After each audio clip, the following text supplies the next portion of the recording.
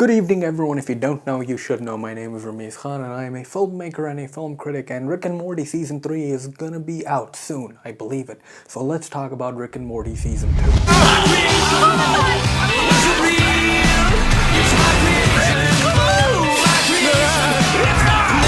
Science, huh? Ain't it a thing? Rick and Morty, Sundays at 11:30 p.m.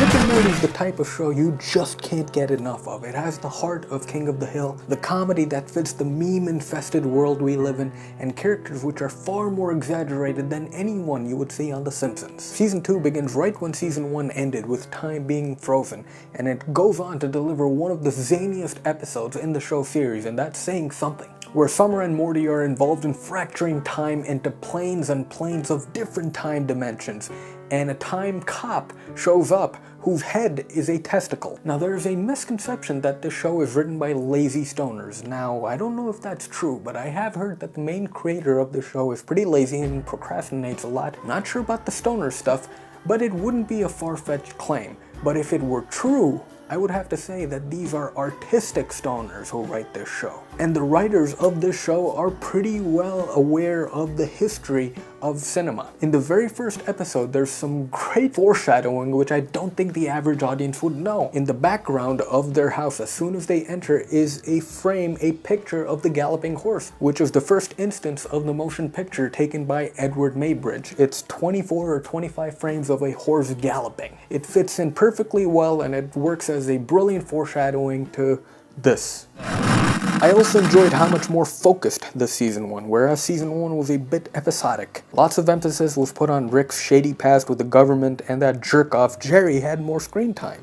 Jerry's a fascinating character to me. He has moments in which your heart melts, but then he completely messes that up with some irredeemable stuff he says, especially in the last episode. His lack of caring and empathy for everyone in his family is astounding. He only looks out for others when it's beneficial to him. The second episode just shows how pathetic he is as a human. He wants the easy road to everything, creates a very fascinating narrative around his wife, who is also the daughter of Rick. She has a brilliant grandfather, but a completely shitty husband. You gotta give it up for the animation on this show as well, and Season 2 does improve on Season 1.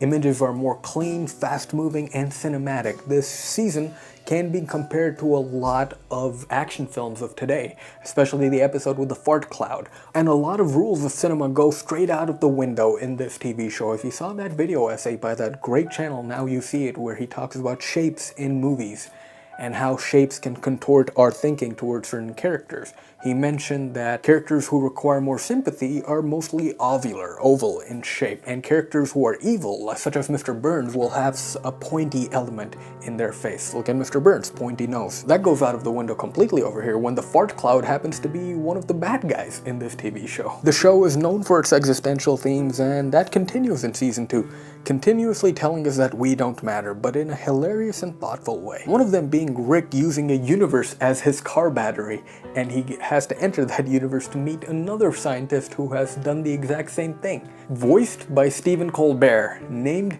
Zeep. And there's a sequel to the brilliant episode, and there's also a sequel which isn't as good, and there's also a sequel which isn't as good. I don't know if they did that on purpose, to the fantastic television commercial episode called Ricksty Minutes in Season 2. This show is perfect for people who are sick of political correctness, one of them being me. This show is full of fart jokes, the show has a ton of sexist jokes, very well disguised racist jokes that showcase the idiocy of racism, and just overall crass humor. Sometimes you just gotta sit down, laugh at a fart joke, laugh at a racist joke. No one's judging you. Laugh at it. Because deep down, there's a Rick Sanchez in all of us, just like there's a Homer Simpson in all of us. I know both of those characters have been absorbed by my mind. So go and watch Rick and Morty Season 2, and don't get afraid to get swifty. 5 out of 5 for Season 2 of Rick and Morty. I'm unbelievably excited for Season 3, and I'm curious as to how things are going to start off in Season 3 after the cliffhanger crazy ending we saw in Season 2, which used Nine Inch Nails' Hurt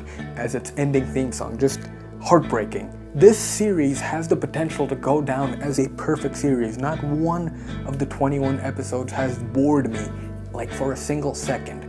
Go watch Rick and Morty right now. Thank you so much for watching, people. If you enjoyed this video, please hit that free like button and then hit that free subscribe button. But until next time, remember to love yourself.